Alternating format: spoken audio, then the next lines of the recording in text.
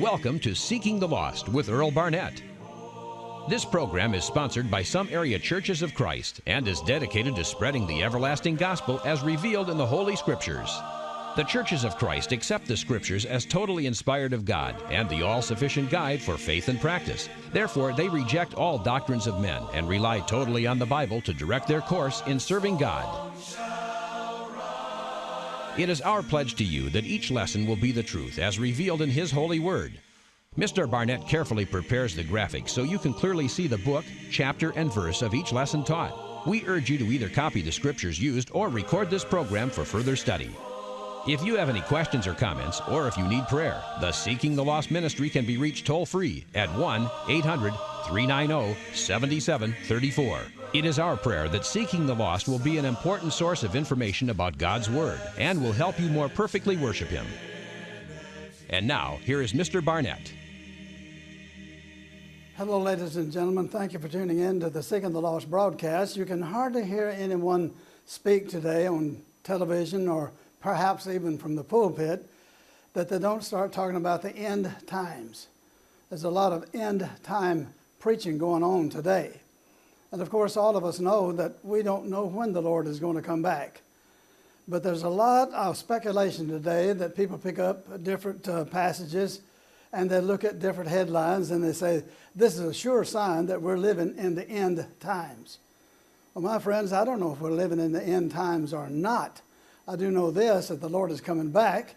And as far as Him revealing when He's coming back, He hasn't done that. As far as giving us any signs as when He's coming back, He hasn't done that either. Because as we'll see throughout this particular lesson, we're going to see that when the Lord comes back, He'll come back unexpectedly. So I want to talk to you, though, about the end time prophecies. And especially today, we're going to focus on Matthew 24. This is an important chapter in the Bible, and it's a happy hunting ground of those who really don't understand it. Somebody might say, well, you seem presumptuous to declare that you understand Matthew 24 and somebody else doesn't. Well, I want to tell you something. For a time, I didn't understand Matthew 24, and I was trying to fit the passages and whatever was said there in the end times prophecies of things that were going to happen before the end of the world. But then I began to study and got some lessons from people that were smarter than I, and I began to see it had nothing to do with the end of the times, the end of the world prophecies. And you might be surprised with that, but let's study it together. The scriptures do speak of the end of the world, but many of the verses are being misinterpreted. For instance, Matthew 24 and Mark recorded the same incidents in Mark 13 and Luke 21, described the destruction of Jerusalem by the Romans, not the end of the world. And as I first started studying the scriptures, I thought it was talking about mostly the end of the world. But we're going to see, and I think that if you'll bear with me and be patient, I can show you that these chapters do not talk about the end of the world, but rather the destruction of Jerusalem. Matthew 24, 1 through 34, we're going to read it. And that's the only way that I knew to get it before you. It's a lengthy reading, but I think we can get through it fairly easily. We're going to go through the first 34 verses. Then Jesus went out and departed from the temple, and His disciples came to show Him the buildings of the temple. And He made a very startling announcement because He said, do you see all these things? Assuredly I say to you that not one stone shall be left here upon another. Not one. And shall not be thrown down. In other words, the temple is going to be destroyed. It's going to be thrown down. Now, every Jew at that time and age were very proud of the temple, and they should have been. It wasn't the original temple that was built in the Old Testament, but it was built upon the ruins of that temple. But they were very proud of that temple. It was a magnificent structure. And Jesus said it was going to be torn down. Now, you remember that Jesus was crucified in 33 AD, and that temple, this passage here, was literally fulfilled in 70 AD when Titus, the Roman general, that he successfully conquered Jerusalem, and they destroyed the temple. They brought it to the ground. But he said that was going to happen. The Jews then didn't understand it. And even his disciples didn't understand it, but he said it's going to happen. Now, as they sat on the Mount of Olives, the disciples came to him privately saying, "Tell us when these things will be, and what will be the sign of your coming and the end of the age." I want you to notice here something very important. The sign of your coming. What is he talking about? He's talking about the coming of the Lord Jesus Christ in his vengeance upon the Jewish nations for rejecting him. It's not talking about the second coming of Jesus when he's going to judge the world there. And Jesus answered and said to them, "Take heed that no one deceives you. For many will come in my name saying, 'I am the Christ,' and will deceive many." He's warning them, and this, let's just say, it's just before he was crucified, and let's say it's either 32 or 33 AD. And that would be some 27 years before the temple was actually destroyed. In the meantime, he says, now don't be deceived, because there's going to be many false prophets arise. They're going to say that they are Christ. He said, you'll hear wars and rumors of wars. He said, don't be troubled about that, for all these things must come to pass, but the end is not yet. What are you talking about? What are the signs of your coming and the end of the age, or the end of the world? And so Jesus is talking about when those things are going to be fulfilled, when every stone will be thrown down. For nation will rise against nation, kingdom against kingdoms. There shall be famines, pestilence, and earthquakes at various places. All these are the beginning of sorrows. I want you to think about that for a moment. Because today, when there is a major eruption, when there's war somewhere, you know that the end-time preachers get up and that's just fodder for their cannon. They'll get up and they say, oh, it's coming. The end of time is coming. I've been reading up and it's very close. They don't know that. And here is showing you very plainly that the famines, the pestilence, the earthquakes, the wars and the rumors of wars are not a sign of his coming. And people overlook that, as I overlooked it. And so I'm trying to help you as I was helped. Then they will deliver you up to tribulation and kill you. You remember the church was persecuted. You will be hated of all nations. Many will be offended and will betray one another. You'll hate one another. Many false prophets will arise up and deceive many. We're still in Matthew 24. And because lawlessness will abound, the love of many will grow cold. Yes, that could describe our age, sure. But he who endures to the end shall be saved. Here's something. And this gospel of the kingdom will be preached in all the world as a witness to all the nations, and then the end will come. Somebody said, that's the end of the world.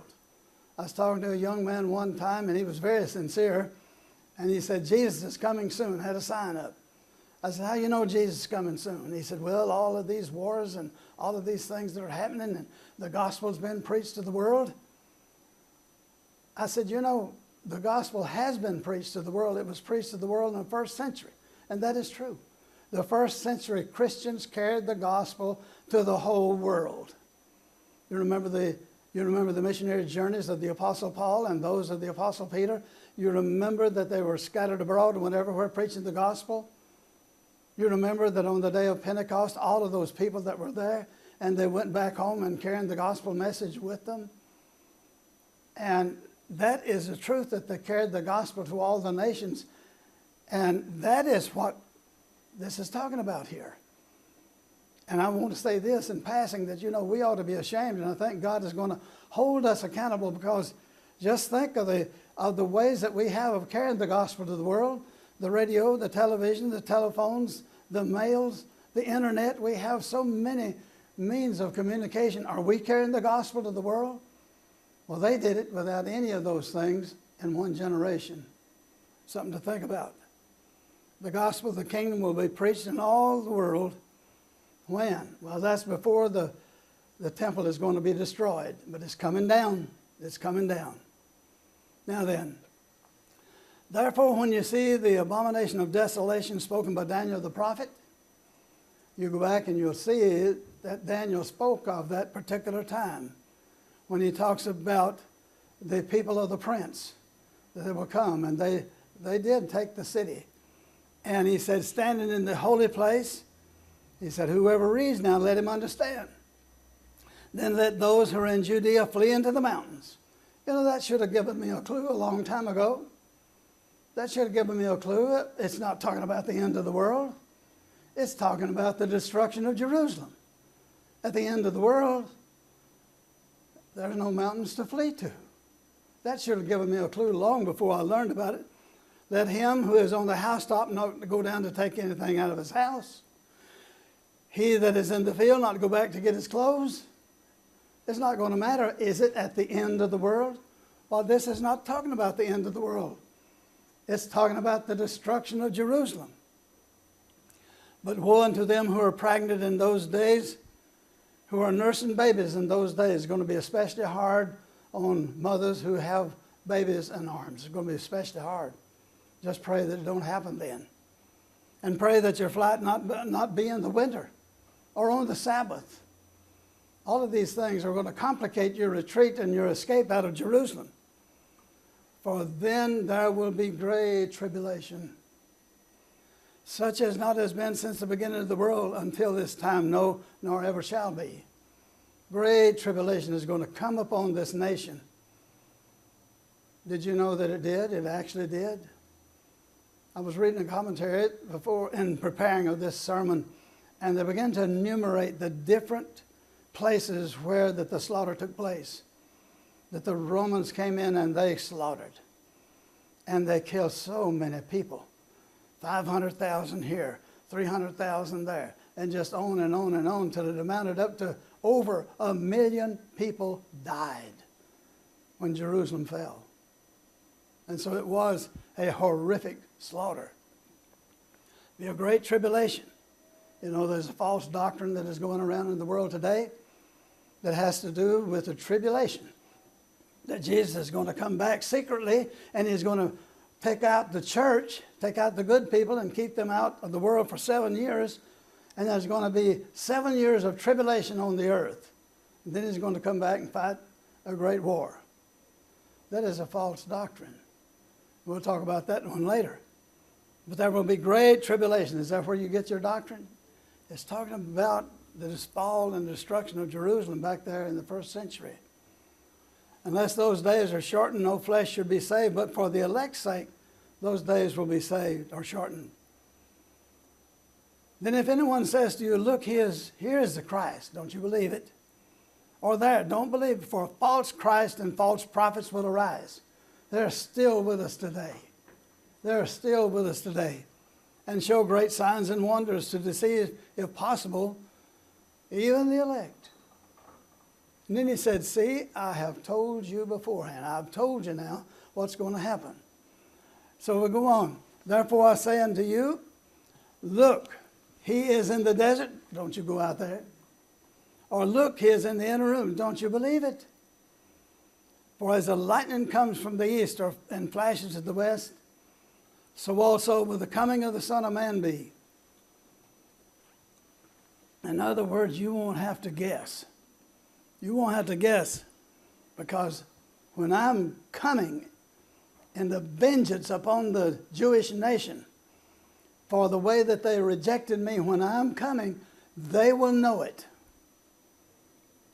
For wheresoever the carcass is, there the eagles will gather together. And so he says, you don't have to say, oh, he's out there, he's coming out of the desert, he's in the inner chamber. Don't you believe it? Because as the lightning comes from the east and flashes to the west, they'll know when I get there. Won't be any question about it. And again, immediately after the tribulation those days, the sun will be darkened. Somebody says, those are terrible times to come. Wait a minute now. And the moon will not give its light, and the stars of heaven will fall from heaven, and the powers of the heavens will be shaken. Then the sign of the Son of Man will appear in the heaven, and then will the other tribes of the earth mourn. All the tribes of the earth will mourn, and they shall see the Son of Man coming in the clouds of heaven with power and great glory. What is all of this? Oh, it's the second coming of Christ. No, my friends, it is the coming of vengeance of destruction upon Jerusalem and Judah. And he will send his angels with a great sound of a trumpet, and will gather together his elect from the four winds, from one end of heaven to the other. Somebody says, I don't believe that. What about all this figurative language here, and what does it mean? If you'll remember that oftentimes in the Bible, that the celestial bodies were used to denote earthly things. For instance, do you remember the dreams of Joseph? What did he dream? Well, he dreamed that the sun and the moon and the stars bowed down to him. And what did that mean to the brothers and to even the father and the mother? Well, it meant that the sun and the moon was the mother and the father, and the stars were the brothers. That meant one day that he would rule over them. And that's what it meant. Oftentimes, celestial bodies were used as figurative and symbolic language, and that's why it's used here. And we'll see that just a little later on. But remember that we're still talking about, somebody says, you don't know that now. You're getting out on a limb. Well, I want to tell you that I'm fixing to crawl back to the trunk of the tree and show you with an undeniable verse that I'm right. Learn the parable of the fig tree. When its branch has already become tender and puts forth its leaf, you know that summer is near. That's a sure sign. So you also, when you see all of these things, know that it is near, even at the doors. He's warning his disciples, when you see this, you better get out of Jerusalem and find a safe place to hide. Somebody said, you've got that magic verse? I do, it's right there. You've got that magic verse that's going to get you off of the limb and back to the trunk of the tree? I do. It's the next verse. Assuredly I say unto you, this generation will by no means pass away till all these things take place. All these things. What about the sun and the moon, the stars, and all of that? All of these things take place. When's it going to happen, Lord? Oh, it's in the future. We're in the 21st century, but it's coming. Every time I read something in the papers about a war or about a horrific earthquake or this, that, and the other, a tidal wave, oh, that's a sign of the times. Don't you believe it? If you hear somebody preaching that, you get away from him because he don't know what he's talking about. Because those signs back there, the Lord said that's not it. That's not the sign of the coming of the Lord, is taking vengeance upon Jerusalem. But he did say this, that everything I've told you is going to happen in your generation. Everything. So that got me off the limb, back to the trunk of the tree, didn't it? This generation by no means will pass till all, now all doesn't mean some, all these things shall take place. And so I just tell you, false teachers, just get out of Matthew 24 and get out of Mark 13 and get out of Luke 21. That's not your territory to be preaching these end time things. It's just not yours. And all the other scriptures that we have no time to get into every one of them, but we'll get to them. Generation will no means pass away. Did you know that was in there? Let me be fair with you. I didn't know. I didn't know until someone led me to understand. And I'm trying to lead you to understand. And I'm not being haughty or act as if that I know something that you don't. But that's the truth of it right there. All of these things before, all these things from Matthew 24 and the other passage I mentioned, from verse 1 all the way up to verse 33, he says it's going to happen during your generation. Something to think about. The disciples asked him, when will these things be? They were told this. I say to you that not one stone will be left here upon the other. He was talking about the temple in Jerusalem. So this passage is talking about one city and it's talking about one temple in Jerusalem. For many will come in my name saying, I am the Christ, and will deceive many. He's talking about false prophets and false Christs. And you will hear of wars and rumors of wars. He said, that's not a sign. The 21st century preachers ought to listen to that now. And there will be famines and pestilence and earthquakes in various places. He's telling us that natural disasters will not be a sign. Something to think about, isn't it? Then they will deliver you up for tribulation and kill you. The documentation of the persecution of the church by the Jews and the Romans are well known. That was going to happen. Many false prophets will rise up and deceive many. There's still false prophets in the world today now. And again, and the gospel of the kingdom will be preached to all the world as a witness. And that happened. What's the gospel? He said, you go unto all the world. They did it. You preach the gospel to every creature. They did it. He that believeth and is baptized shall be saved. He that believeth not shall be damned. Just think about the missionary tours of the apostles. You know, the missionary tours of the Apostle Paul are documented in the book of Acts. But the other apostles weren't just sitting around doing nothing. They were busy too. They carried the gospel to the world. Here's what he said. Let those who are in Judea flee to the mountains. At the end of the world, there's not going to be a mountain to flee to. Let him who is in the housetop not go down and take anything out of the house. Not going to be a concern at the end of the world. Let him who is in the field not go back. When the earth is destroyed, there will be neither mountains to which to run, nor any need for clothing or household goods. Why didn't I see that? When I was first studying the Bible, why didn't I see that? Why did I try to equate all of this to the end of the world? Why didn't I see that? The sun will be darkened. Oh, here's a good one. And the moon will not give its light. You know, look at 2nd chapter of the book of Acts. But this is that which is spoken by the prophet Joel. They said, men and brethren, what is this? What's going on here? It was the beginning of the church. He said, this is that which is spoken by the prophet Joel. I will show wonders in heaven above and the signs in the earth beneath, blood and fire and vapor of smoke. What was happening on the day of Pentecost? He said, this is it. This is that. The sun shall be turned into darkness, the moon into blood, before the great and the notable day of the Lord come. And the Apostle Peter preached that in the first sermon. He said, this is that. This is what's happening.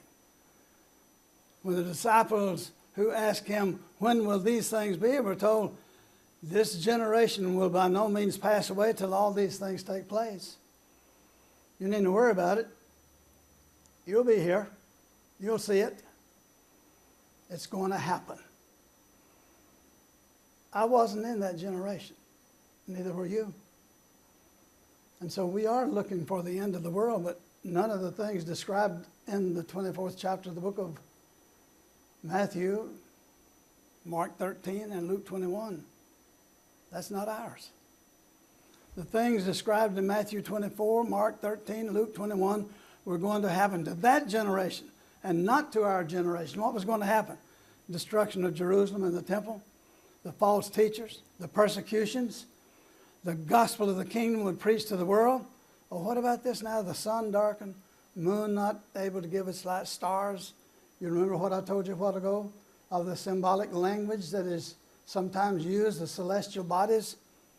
Well, right here it is, a figurative description of the destruction of Judaism, a God-given religion, but it was destroyed so that Christianity could take its place, and the Jewish hierarchy.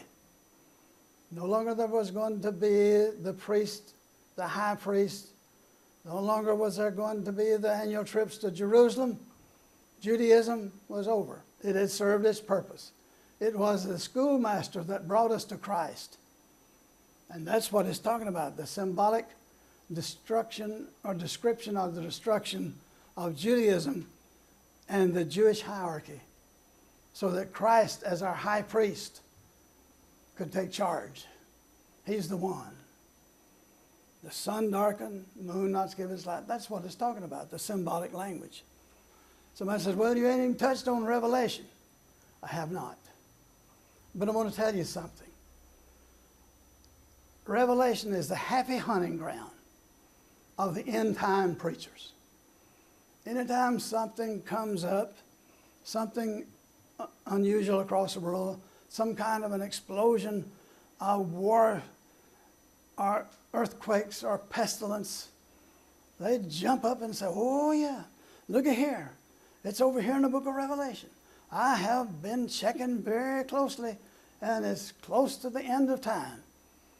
He don't know that. It could be. It could happen before I can finish this broadcast. But I don't know if it will or not, and he don't either. But I'm telling you here, I'm showing you the key to Revelation is something that you may never have thought of, but I have. But I used to not think of it because, again, I plead ignorance. I didn't know. But I'm showing you so that you will know. The key to Revelation is so simple. The revelation of Jesus Christ, which God gave to him to show his servants, here it comes, things which must shortly take place. What's that now? Oh, I thought now the revelation was projecting itself over into the 21st century. Way out there where that we can grab up a newspaper and look at the headlines and trot off into Revelation and say, oh yeah, that's what Revelation is talking about. He said it must shortly come to pass. You know what? The first century Christians understood Revelation clearly, perfectly. They had no trouble with it. We have to study to find out what the symbolism in there means. Modern day self-appointed prophets must stop trying to put today's headline news into the book of Revelation. It don't fit. It's a perversion of the word. Look at this. Jesus will return. There's no question about it. All nations will be gathered before him. We understand that, don't we? Look here. When he will return, he'll come as a thief in the night. Does the thief call you up? You remember what Jesus said when he was warning them about the destruction of Jerusalem? The day of the Lord will come as a thief in the night. You remember what he said about the destruction of Jerusalem? Look at this. But know this, that if the master of the house had known what hour the thief would come, he would have watched and not allowed his house to be broken into. We don't know. A thief in the night. Thank you for watching the Seeking the Lost broadcast. This is Earl Barnett saying, you have a good day. Our God is an awesome God. You have been watching Seeking the Lost with Earl Barnett. If you need prayer or have comments or questions, feel free to call the Seeking the Lost Ministry at 1-800-390-7734. That's toll free, 1-800-390-7734.